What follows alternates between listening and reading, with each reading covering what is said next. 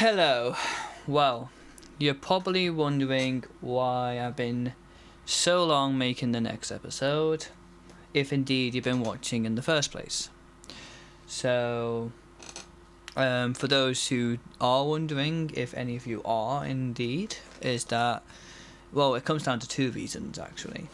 The first reason is because I've been heavily distracted with sorting out financial issues, memorial stuff, cremation stuff, and all the other shebang that comes with someone passing away. So, yeah, that's been a big distraction. As well as this topic I'm going to be talking about is quite a sensitive topic as a whole, and especially sensitive towards me. So it's also been trying to get up the goddamn courage to actually talk about it, which is not the best thing I'm at when it comes to this. So I apologise if it comes a bit awkward at all in any way. So yeah. And before we do get into the subject at hand, I'm going to put up the date. So the date at the moment of recording this is the 8th of August. So it's been a while since my mum's passing now. It's been not far from 3 months, so it'll be 3 months in 10 days. But let's say 2.5 months to sake for arguments. Either way, it's been a bit of time now, especially since my last let's say episode of this digital journal I've created. So let me update you on how I'm feeling as a whole with my grievances and whatnot, and then we'll get to what we're actually going to be talking about. So this far in, am I feeling better? I can't really say. I feel like I'm coming to terms more with the fact that she's gone. That is true, but at the same time doesn't make it any less painful, if that makes sense to you guys. So yes, essentially I'm kind of out, not kind of, I suppose I am really, I'm out of that denial stage, which was initially kind of a big issue for me. So as a whole, I'm quite happy with the whole getting out of denial stage, because that was weird, because I wanted to come to terms with it. I think that was the big thing for me. So I've kind of come to terms that she has passed away, though like I said before, it doesn't make it any less painful, because obviously it still doesn't feel right, there still feels there's a piece missing, there still feels that emptiness in the home or in your life. You kind of miss waking up in the morning and hearing her voice, the whole cliches and everything that comes with those cliches. So it's difficult, and it's still painful, and wanting to even sometimes get out of bed can be painful, because you're just like, what's the point, So, but then other days I can be a bit like, well, my mum wanted me to do the best, so I'm going to do my best. So you get those two moods going, if you get me. So that's kind of my feelings at this point. I did go through a stage of anger as well, actually, but that seems to have subsided a bit, but though it does tend to be erratic, so it could always come back, but I haven't been feeling it recently, so I suppose that's one good thing. But like, you probably have heard before, especially with the whole DAPTA stages of grief, anger is a normal thing to feel while you're basically, when you're grieving. So there you go. So essentially that's my feelings I'm feeling. In the situation at hand, basically the memorial and the cremations all finished now. My mum's been cremated. She I haven't got the ashes just yet, but the ashes are on the way, but she has been cremated. So that's one good thing, and that allows me to have that closure and everything. So I'm kind of like, just okay, that's over and done with now. I've got her ashes, memorial's done with. I can just kind of grieve in peace to a degree anyway. Apart from certain financial situations and stuff at hand at this point that are a bit here and there, but I've kind of got past most of it now. We are financially stable, which is good. So I'm sorry that it took me a bit of time to go through all that, because obviously you probably want me to get to the story at hand. So, essentially, before I go into what I'm about to go into, I need to kind of put up a warning or a disclaimer of some sorts before I go into this, saying that if you're triggered by anything of the nature I'm going to be talking about, essentially abuse, sexual abuse, bullying, anything that, basically anything that could trigger you because you yourself have gone through it, and so on. If you're not prepared, if that is the case, then this is a disclaimer that I will be going into these sensitive subjects. So this is kind of a disclaimer to say, trigger warnings involve possibly for those who are triggered by that type of thing, especially if you yourself have been through it. Anyway, let's go to the subject at hand. So I've dealt with a lot of mental health through my years. Predominantly anxiety and depression, the most two common you have probably heard of. Though I don't know if I have anything more than that. I've never really been checked out further from that point, but I don't really tend to go to medical professionals as a whole. I tend to be quite independent on that aspect. I saw some people might criticise that, which is definitely got its open to criticism right there. If either way, I definitely know I have depression and anxiety. So, where does this all stem from? Well, I don't think, with most things anyway, it doesn't stem from one particular moment. I think it's accumulation of other things that have happened throughout my life. So we're gonna kind of go through what I've been through and what I've gone through in my life. Now, before I go into this, I'm also going to say that I'm not going to go into details about what happened, nor am I going into, itty bitty things like that.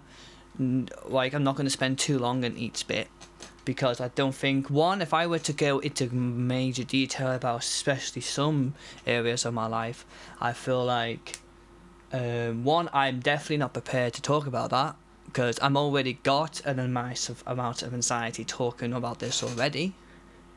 And two, it's no, I don't know, I just kind of feel like going into the details kind of unnecessary. I just need to tell you what happened, and boom, and that's kind of it. That's me kind of that's my level of opening up and kind of saying, this is what happened. I'm being open with everyone and honest, because I feel like if I'm open up about it, I can come to terms with it more. So, and if people do ask about it, they can always look back on my videos rather than me having to explain it again. So it goes into those types of categories. So, but if you do end up wanting to know properly about every bit of it, or every situation involved, in certain aspects I'm about to talk about, you can always ask me. But if you don't really need to, I feel like, anyway. But if you do, you can always ask, and I can see if I'm feeling strong enough. But it's going to be tough just talking about it as it is, so do put that in mind. No, I appreciate you guys obviously for listening, and love you guys for listening to me. So I'll probably delayed long enough, because we're getting towards the 10-minute mark already. So let's do this. So I'm going to start off with what happened before, when I was a child, and from my childhood to what I can remember to until I turned to a teenager, because that's where most of the trauma kind of stems from. So, my dad, who called my dad now, because he has raised me and nurtured me for many, many years since I was good age, so like 8 or so, and he's not my actual real blood father. He's just who I call my father because he's nurtured me. Where my real father, who kind of basically my sperm donor, I sometimes might call him, essentially kind of fucked off when I was very, very young, like basically a few months. So I've got no idea who he is or if I've seen that type of thing. And at this point, I'm not really fussed on meeting him anyway because I haven't seen him in 24 years. So at this point, I don't really have any ties to him in any single way because he is more than nurture over nature.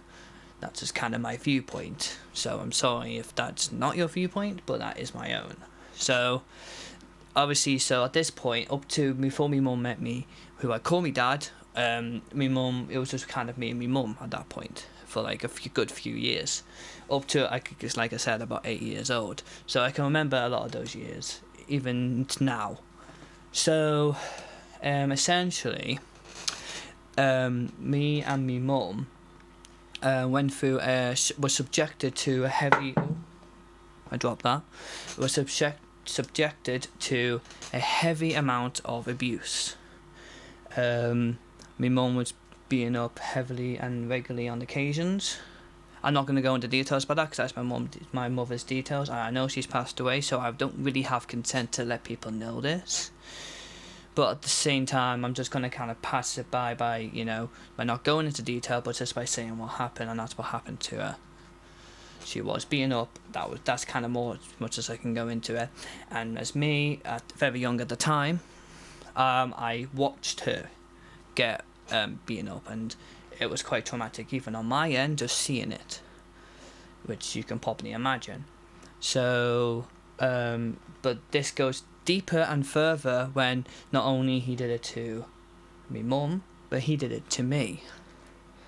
And so I was subjected to a heavy amount of physical abuse to this person, as well as me mum.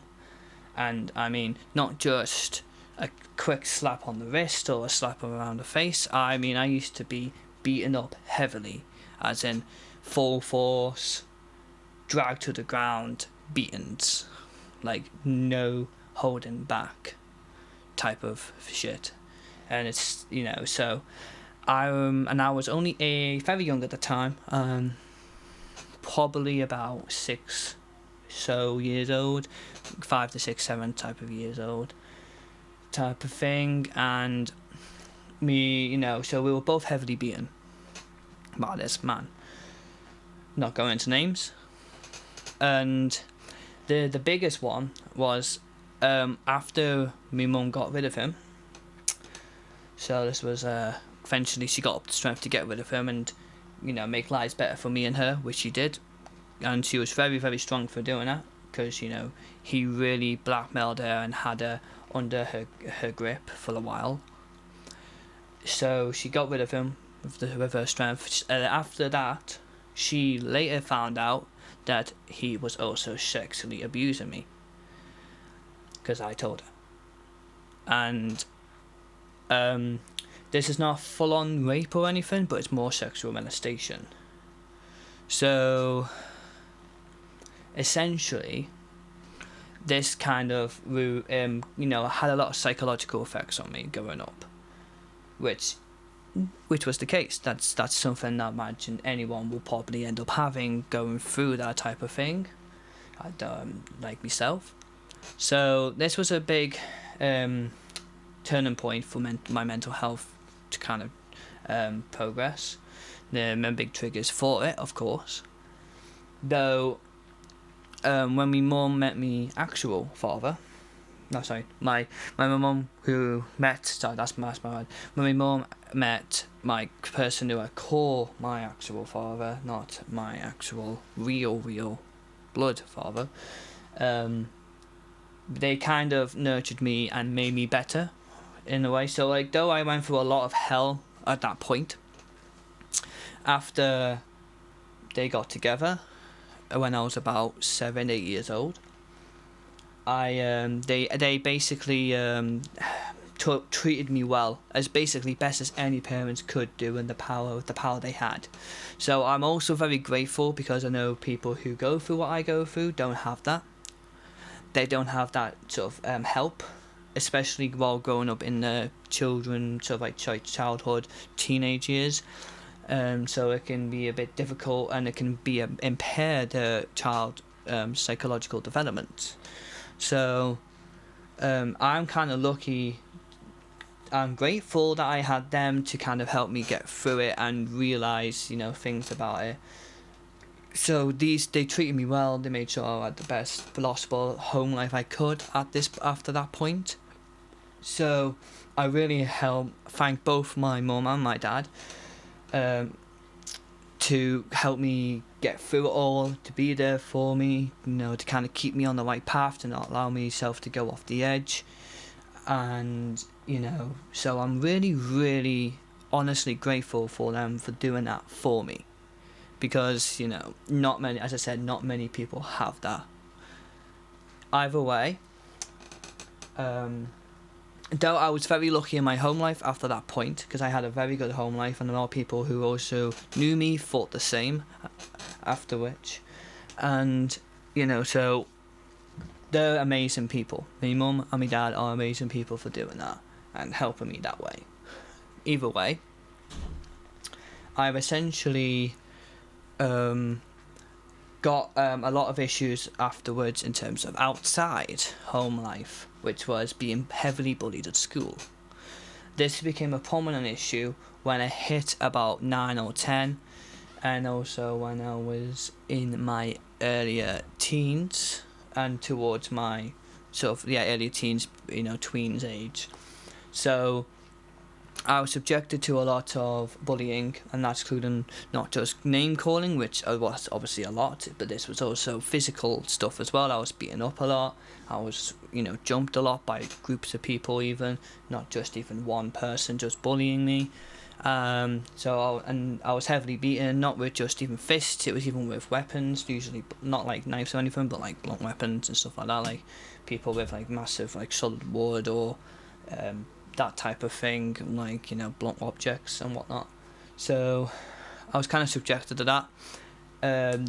Obviously that was by people kind of my own age, of course, as well. So like people who were maybe like 10, 11, 12, 13, so sort of ages.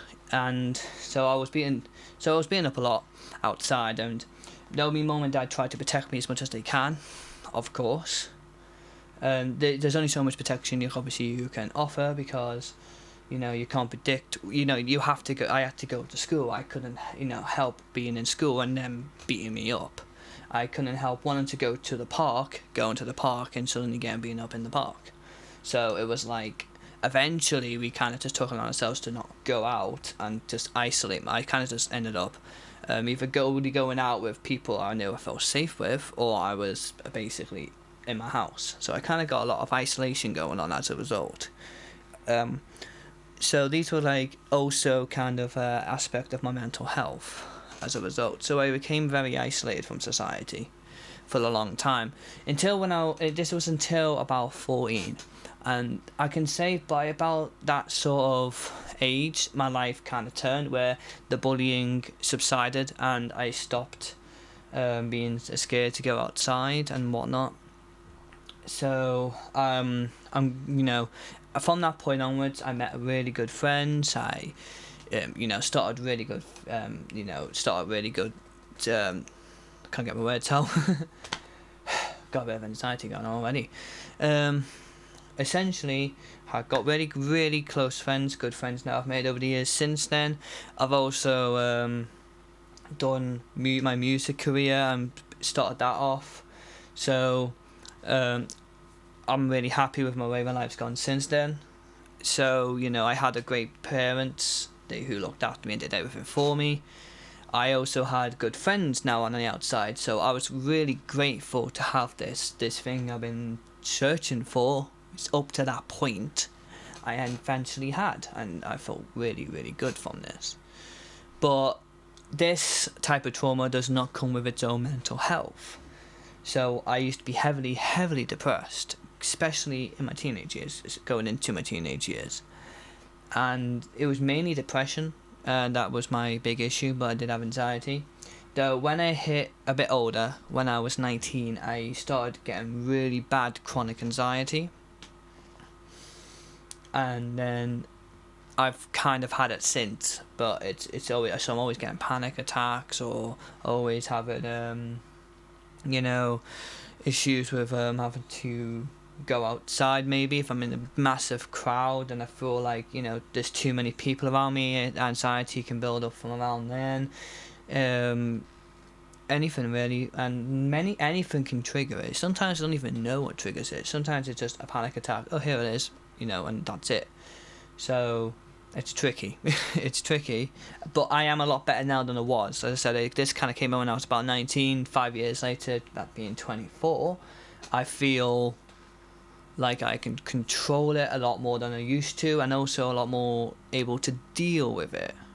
So these are big factors as well, and so they're my main, as I said, my main mental health streaks were depression and anxiety. And I said the main streak was when I was in my sort of tweens to early teens, sort of like 12, 13. I got heavy amount of depression and isolation, and this kind of lasted to about 15 or so, and then I kind of stopped it as much. I kind of got out of it, but then it kind of came back when I was about 19, and it's kind of been there since. So it's been very on and off, and a lot of them stems from the traumas I've been through, of course. Though I'm not saying this is the only reasons as well, of course. Because it can just be, other things as well. Like as I said, some people can just genuinely have it, like and that could be also one of the cases for it as well. So this is kind of my mental health sort of journey so far, and the only other ones I want to other aspects of this I want to pop out there was my time I wanted to try and attempt suicide, which again is a very, very big and sensitive subject. So if any of you are suicidal or currently suicidal or have been, this is a disclaimer that it's going to get sensitive on that subject. So if you don't want to listen to it, go away now. And then, or if you feel strong enough, go back. And not strong enough, you can come back later. Or though, if you are suicidal, you might even want to listen to it because it might help you to identify with it. So, the 2 times I've attempted suicide was once when I was 13, and again when I was 19. So, 6 years apart. That was so. Essentially, when I was 13, I go for the first one when I was youngest. Quite young, I know. This one's a bit more loose because at this time it's hard for me to heavily remember, so I can't really remember much of my mind process at the time, or even if I indeed was even going to go through with it, because at the end of the day I can't remember much. But I know it happened, which was I essentially got a knife and got so angry with everything on the world. I think I just kind of grabbed the knife and went to go basically downwards into my stomach, and my mum saw me and grabbed it before it went in, if that makes sense. Whether that would have, 1, killed me, who knows, and 2, whether that actually was going to happen, whether I would have stopped in the last minute, I can't say, because like I said, it was a spare in the moment situation. It was such long ago, I can't even remember what my thought process is involved. So anyway, that was my first time. Now my second time was a bit different. When I was 19, I basically got a bunch of codeine, and a massive amounts of it, enough to kill someone essentially. And I wanted to use the codeine to basically end it, because I just wanted to end it at that point. My anxiety was so bad that I just couldn't get rid of it, and I felt like it's probably easier for me to take my life, because at this point I just couldn't stand it. It was easier for me, if that makes sense, I suppose. But I was still a bit here and there about it at the same time. But either way, I got a bunch of them, I popped them in my pocket, and essentially I was going to use them later. I put them in my pocket, and essentially I left, when I put them in my pocket, I was going to go, I'll put these in my pocket, and I'll decide to take these later on today when everyone's gone to bed and whatnot. So essentially my mom caught them in my pocket when she basically kind of like, you know, like, you alright, son? And kind of tapped my leg like that, are you okay? And then she felt it on the pocket and she went, what's that? And then she took out all the codeines and then kind of sussed it. So I was kind of like, okay, I was going to take them to try and end it. But, you know, my mum, you know, snapped me out of it, and so did some friends. So at the same time, it was also a case of I was lucky, very lucky, because who would have, I mean, I could have chickened out, possibly, I don't know, but I was quite adamant at that point to my suicidal thoughts that I wanted to do it. Either way, they stopped me, and I was put on suicide watch for a bit, so I couldn't even, you know, I wouldn't have been able to do it if I wanted to at that point anyway, which obviously was a good thing, because now I applaud them for doing that. So essentially, I was, after a good few months of suicide watch, I was a lot better. I was in a better frame of mind, and and since I haven't tried anything like that since, so, which is good. I was just in a very, very, very, very dark place in both of those times, as a matter of fact.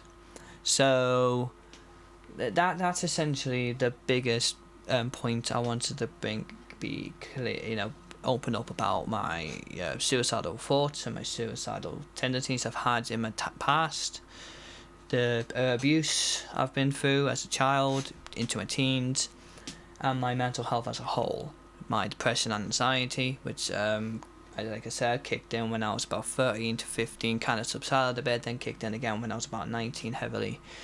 And even to this day, I still get it. I still get my chronic anxiety a lot. Depression is very erratic. Nowadays it's kind of like it can kick in, especially if certain factors are going on in my life. It'll kick in, and then I can't like walk because I'm in so much pain from it. Like, it's crazy. Like, you think depression would be just mental, but it's not. And those who have depression, heavy amounts of it, will understand that it's not just mental; it's physical. Like, it's crazy. Like, you can't even get out of bed because your body aches. It's mental. It's crazy. Like, and so a good thing is, because I've had a long time to prepare for this and make myself open up about this, so I didn't go straight into it, is good, because if I was to talk about this straight off, I probably would have maybe broke down trying to say it. Even now, it's a bit my anxiety is really high just talking about all this. My heart is beating like 1,000 miles an hour, opening up. And I haven't even uploaded yet. That heart's going to be worse when I actually upload this audio clip, because it's going to be the fact of I'm not just saying it, I'm saying it to everyone at that point. Even when I finish this recording, it's still not out yet. So that's the only thing that's stopping me from having a full-on panic attack at this point. But I know as well, this journal I'm making, this digital journal, is about me coming to acceptance, not about me mum's grievances. About my grievances towards my mum's passing. At the same time, it's also for me to mature and to open up about things I should have opened up about beforehand. And I felt like this is my way of doing it, and this is my way of not only having closure on my mum's death, but also having closure on the things that have happened to me. Now that I've opened up about it, I feel like I can move on about it. And this has been a hard thing for me to open up about as a whole. So I hope everyone can, basically learn from this, and also if it's helped anyone, that'll be amazing too, because I know that other people have been through similar experiences, or even worse than what I've been through. I appreciate that. I know I'm not the only one, and I know I'm not the worst off. So if you are gone through the similar things I have, or worse, you can always message me, talk to me. I'm always going to be there to talk to you. That's how I was supported through my youth and my teenage years, to kind of help me through it. If you haven't, and you still struggling now, you can always talk to me. So this is my closure upon my experience, my abuse and my mainly on my abuse and my mental health, to kind of help me have closure on and move on from it. Now I know my mental health won't go, but the fact of I can talk now, I've opened up about it, I feel like I can at least move on from what's happened to me. So I want to say thank you everyone who has listened up to this point, and I also want to say I promise to make the next episode a lot more recent to when this one is released, because the only reason why, like I said, this one took so long is because it was so hard to open up about this. It took me this long to do it. So I bid everyone a good day, and I hope everyone enjoys the rest of the day.